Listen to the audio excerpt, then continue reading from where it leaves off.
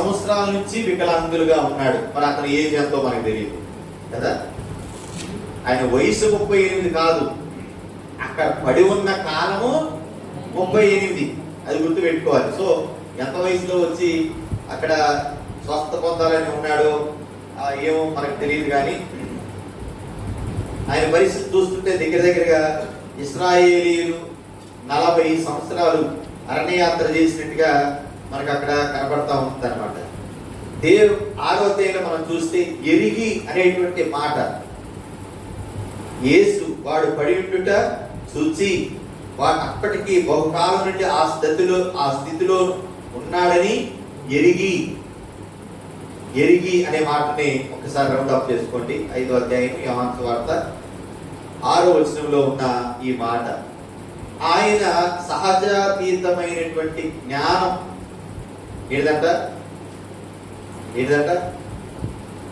మనందరికీ నా తలంపుల వంటివి కాదు. ఏంటిదంట? నా తలంపుల వంటివి కాదు, నీ తలంపులు. దేవుని తలంపులు మన తలంపులు లాంటివి కాదు. సో ఆయన ఎరిగే దేవుడు. ఏంటంట? మనల్ని గురించి తెలుసుకున్న దేవుడు ఆయన.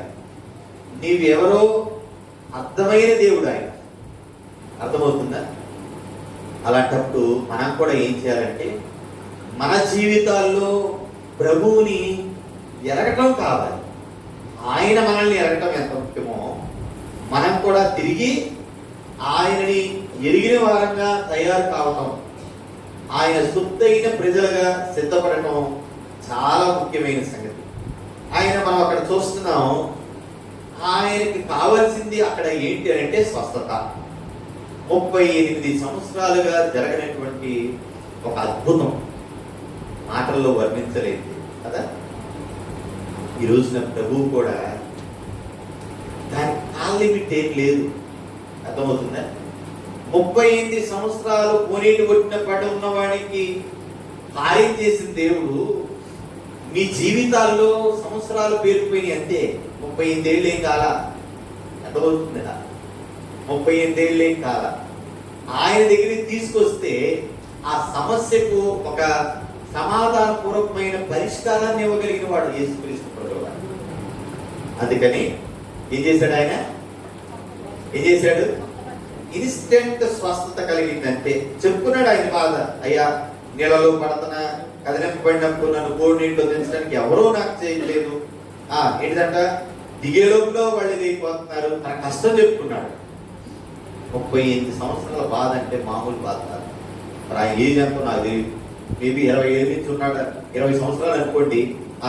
ఎంత ఏళ్ళు వచ్చి 38 కలిపితే 20కి రిటైర్మెంట్ వయసుకు వచ్చాడు. అంటే జీవితం అంతా పోయింది. కానీ ప్రభు ఎరిగి ఆ మాట మనం పట్టుకోవాలి. నిన్ను నన్ను కూడా ప్రభు ఏం చేస్తున్నాడు తెలుసా? ఎరిగి ఉన్నాడు. నేనెవరో ఆమకుడిని కాదు, నువ్వెవరో అనామకురాలు కాదు. ఆయన దృష్టిలో తెలియకుండా ఏదో అలాగా జీవిత ప్రవాహంలో మనందరం కొట్టుకుపోతున్న వాళ్ళకి కాదు. అర్థమవుతుందా? స్త్రీ గర్భంలో నిరూపించబడక మునిపే ఆయన ఏమంటాడు? నేను నిన్ను చూచాను అంటే ఆయన మనల్ని ఎరిగి ఉన్న దేవుడు, మనం ఎవరో తెలిసి ఉన్న దేవుడు. ఆయన చెప్తున్నాడు, నీవు ఎన్ని సంవత్సరాల ఆ సమస్య వైపు చూడవా, సమస్య వైపు చూడదు, యేసు వైపు చూడు. ఏమైపోయింది ఇన్స్టెంట్గా? ఈయన ఎవరి వైపు చూశాడు? యేసు వైపు చూశాడు. యేసు వైపు చూడటంతోనే ఆ వచనంలో ఉంటుంది చూడండి. అక్కడ 8వ వచనంలో ఈ బైబిల్ స్టడీలో మనం ఇవన్నీ కూడా మన జీవితాలకు అన్వయించుకోవాలి. యోహాను సువార్త బైబిల్ స్టడీలో ఇవన్నీ కూడా మన జీవితానికి అన్వయం చేసుకుంటే, యేసు నీవు లేచి నీ పరిగెత్తుకొని నడువని మనకు చెప్పగా వెంటనే వాడు స్వస్థత నుండి తన పరిగెత్తుకొని నడిచెను. మరి పాపం ఆ రోజులు ఎలా తయారు చేశారో ఏంటో. ఏంటిదా ఈ విషయం ఏమైంది అంటే, ఆ దినమాట విశ్రాంతి దినం, అంటే సబ్బాత్, సిద్ధపరచుకునేటువంటి దినం. యూదులు ఏం చేస్తా వచ్చినారనంటే 10వ వచనంలో, ఇది విశ్రాంతి దినం కదా, నీవు నీ పరిపెత్తుకొని చెప్పడం తగదే అని స్వస్థత వాటితో చెప్పి ఎవరిని అడుగుతున్నారు? పోయిళ్ళు బాగుపడ్డోడితో చదువుతున్నారు 38 ఏళ్ళ నుంచి అట్ల కట్టిపోయింటే నాకు తెలిసి ఈ పంత జుట్టంతా ఏమైపోయింది, మొత్తం అట్ల కట్టి పెద్ద జడ అయి ఉంటుంది. వీళ్ళు లేచి నిలబడ్డాడు అనే సంతోషం కంటే కూడా, అందుకనే మనం అక్షర భక్తి చేయకూడదు. ఏం చేయకూడదు? అక్షరం చంపుతుంది, ఆత్మ జీవిత చేస్తుంది. అర్థమవుతుంది? ఇలాగ ఉంది కదా, ఇదే పట్టుకుంటానని అనకూడదు.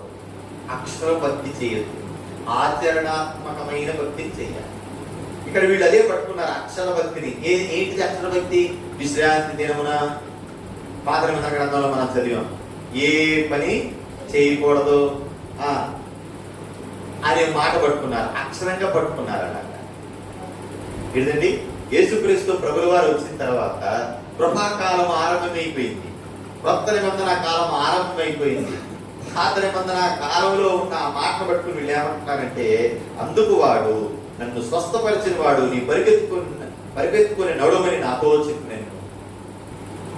ఏం చెప్పాడైనా? చాలా చక్కగా సమాధానం చెప్పాడు. నన్ను బాగు చేసినాడు. ఏం చెప్పాడు తెలుసా? నీ పరిగెత్తుకుని వెళ్ళాలి.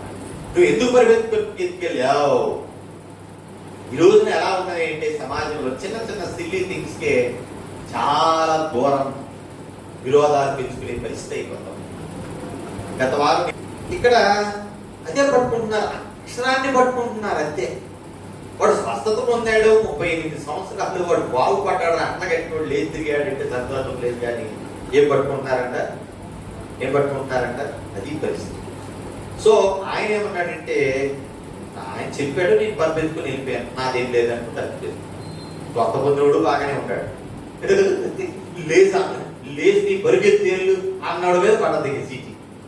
అర్థమైందా? ఒకసారి మనం మంచి చేసిన తర్వాత కూడా చెడ్డ అవ్వాల్సి వస్తుంది. మనం ఎలా ప్రిపేర్ అయిపోవాలంటే, నేటి సమాజంలో మంచి చేసిన తర్వాత కూడా ఖచ్చితంగా చెడ్డ వస్తుంది. అయినా కూడా నేను మంచి చేసుకుంటూ పోతాను అని మెంటల్గా ప్రిపేర్ అయిపోండి. నో డౌట్ ఎట. మళ్ళీ మీరు అన్నయ్య అదేంటి ఇదేంటి నన్ను అడగదు, ఖచ్చితంగా వస్తుంది. సమాజం తీరదు. అయినా మనం దేవుని ఎరిగిన వారం కాబట్టి ఏం చేసుకుంటా రావాలంటే, మంచి చేసిన తర్వాత కూడా ఎదురయ్యే ఆ కీడుని తట్టుకోగలిగిన సామర్థ్యాన్ని సంపాదించుకొని రిజర్వ్ పెట్టుకొని ఉంచుకోవాలి. ఛార్జింగ్ పెట్టుకుంటే సెల్లు తెలిసిపోతుంది, 15% ఉంది, 80% ఉంది, 100% ఉందని. 100%కి చెప్పండి, బ్యాటరీని ఆన్లో పెట్టుకొని ఉంచుకోవాలి. లేకపోతే పేలిపోతుంది. రైట్, ముందుకెళ్ళిపోవాలి. వారు నీ పరిగెత్తుకొని నడువమని నీకు చెప్పిన వాడు ఎవడని వాడిని అడిగి, ఆయన ఎవరో స్వస్థత నొందిన వానికి తెలియలేదు. ఆ చోటును గుంపు కూడిండిన కనుక యేసు తప్పించుకుని అంటే, ఎందుకంటే పరిస్థితులు మారుతున్నాయి అన్నప్పుడు వివాదం జోలికి మనం పోవటం కంటే అక్కడి నుంచి ప్రశాంతంగా పక్కకి తప్పుకోవడం మేలు. అటు తర్వాత యేసు దేవాలయంలో వారిని చూచి, ఎందుకంటే ఆ స్వస్థ పొందినోడు కూడా తెలియదు ఆయన యేసు అనే సంగతి. తర్వాత యేసు దేవాలయంలో వారిని చూచి, ఇదిగో స్వస్థత నొందితివి, మరి ఎక్కువ కీడు నీకు కలగకున్నట్లు ఇకను పాపము చేయకుమని చెప్పగా. ఎక్కడికి వెళ్ళినా ప్రభు చెప్పే ఫస్ట్ మాట ఏంటో తెలుసా? అద్దాల కీడు తెరబాక, పాపం చేయకుమని చెప్పగా. ఏదంట? పాపం సమస్త కీడు, దురాశ గర్భాన్ని ధరించి పాపాన్ని కంటుంది. ఆ పాపము ఎక్కడ తీసుకెళ్తుందంట? మరణానికి తీసుకుపోతాం. వాడు వెళ్ళి తను స్వస్థపరిచిన వాడు యేసు అని యూదులకు తెలియజెప్పాను. ఉన్నోడు ఉండకుండా ఏం చేశాడు? ఇదే పని, మంచి చేసి ఇబ్బంది పడటం. ఉన్నోడు ఉండకుండా యూదులకు చెప్పేశాడు. ఈ కార్యములను విశ్రాంతి దినమున చేసినందుకు యూదులు యేసుని హింసించేది. విశ్రాంతి దినానికి ప్రభు దేవుడే కానీ ఆ రోజు ఏ పని స్వస్థపరచకూడదు, ఇవన్నీ ఉన్నాయి కదా పాత నిబంధనలో, మనకి ఇవన్నీ ఉన్నాయి కదా అని చెప్పి ఆయన మీద దుమ్మెత్తి పోసుకోవచ్చు. అయితే యేసు, నా తండ్రి ఇదివరకు పని చేయుచున్నాడు, నేనును చేయుచున్నానని వారికి ఉత్తరం ఇచ్చాను. ఆయన విశ్రాంతి దినాచారం మీరుట మాత్రమే కాక దేవుడు తన స్వంత తండ్రి అని చెప్పి తను దేవుడితో సమానుడిగా చేసుకున్న కనుక ఇందు నిమిత్తమును యూదులు ఆయనను చంపవాలని మరి ఎక్కువగా ప్రయత్నము చేసేది. ఆయన ఏం చెప్పాడంటే, నా తండ్రి ఇదివరకు పని చేశాడంటే పాత నిబంధన గ్రంథాలలో ఆయన ఆత్మస్వరూపిగా పనిచేస్తూ వచ్చాడు, నేను ఇప్పుడు చేస్తున్నాను అన్నాడంటే ఏమైపోయింది? దైవ దోషం చేసేస్తున్నాడు, దేవుడు కుమారుడు అని చెప్పుకుంటున్నాడు. అందుకనే కదండి పాపం యూదులు ఆయన్ని స్లిప్ చేసుకుని చంపేసి అదో యేసు ప్రభు మరలా రాబోతున్నాడు. దాని కొరకు మనం సిద్ధపడాలి. ఎందుకంటే యూదులకి ఇప్పటికీ మారు మనసు లేదు, రక్షణ లేదు. వాళ్ళు ఇంకా మా మెస్సయ్య వస్తాడు, మా మెస్సయ్య వస్తాడనే దీంట్లోనే ఉన్నారు. అరే వచ్చిన మెస్సయ్య మనమే చంపేశామరా బాబు అనేది వాళ్ళకి అర్థం కావట్లా. యేసుక్రీస్తు ప్రభుల వారిని వాళ్ళు ఇంకా రక్షకుడిగా అంగీకరించడం లేదు. కాబట్టి యేసు వారికి ఇట్లు ప్రత్యుత్తరం ఇచ్చను. ఏమని ప్రత్యుత్తరం ఇచ్చను? తండ్రి ఏది చేయుట కుమారుడు చూచును అదే కాని తనంతట తాను ఏదియూ చేయనాడు. ఆయన వేటిని చేయను వాటినే కుమారుడు చేయును. అంతే కదా. తండ్రి ఏం చేస్తాడు? నాకుతుంది కదా. ఏంటంటే తల్లి చేలో వేస్తుంటే ఏం చేస్తాట?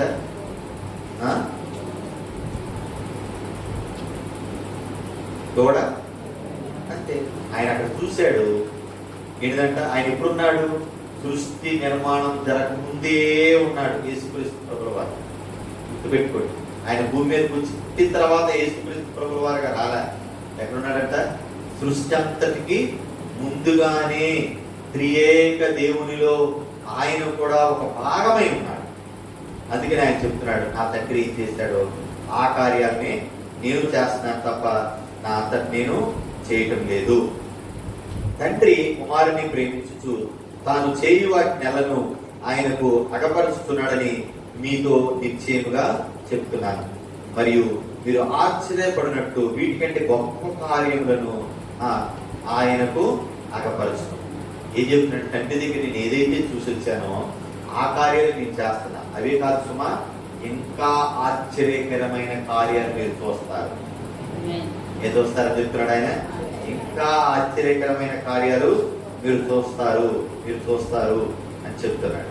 21వ వచనం, తండ్రి వృద్ధులను ఎలాగూ లేపి బ్రతికించును అలాగే కుమారుడును తనకిష్టము వచ్చిన వారిని బ్రతికించును. పునరుత్థానాన్ని గురించి ఇక్కడ చెప్తున్నాడు. రాసుకుంటాడ.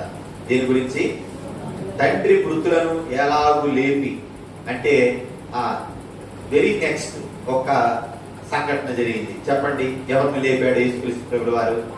లాజర్ని లేపాడు. నాగేశ్వరరావు ఎవరిని లేపాడు? లాజర్ని లేపాడు.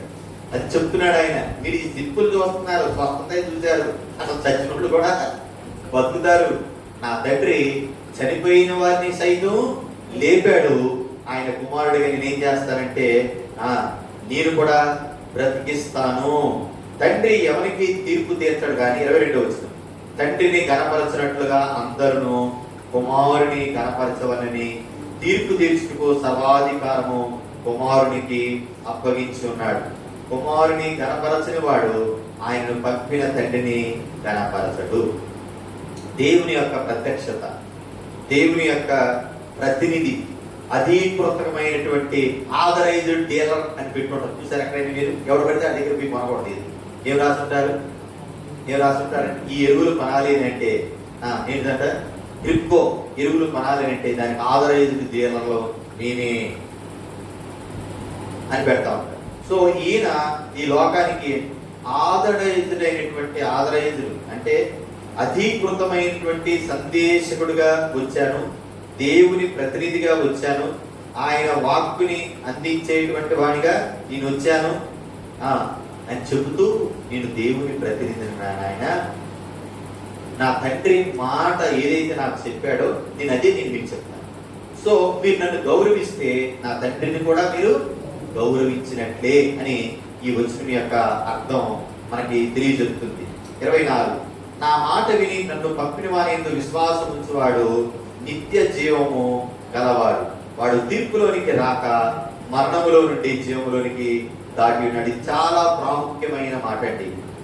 24వ మాట, ఇది మీరు కంటతా పట్టాలి. ఏంటంట? ఏ మాట?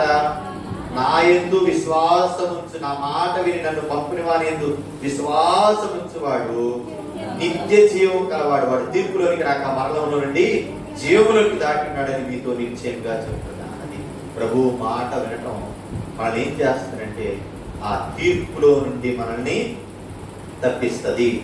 25 వచ్చిన మృతులు దేవుని కుమారుని శబ్దం విను గడి వచ్చున్నది, ఇప్పుడే వచ్చి ఉన్నది, దాని వినువారు జీవితులని మీతో నిశ్చయముగా చెప్తున్నాను.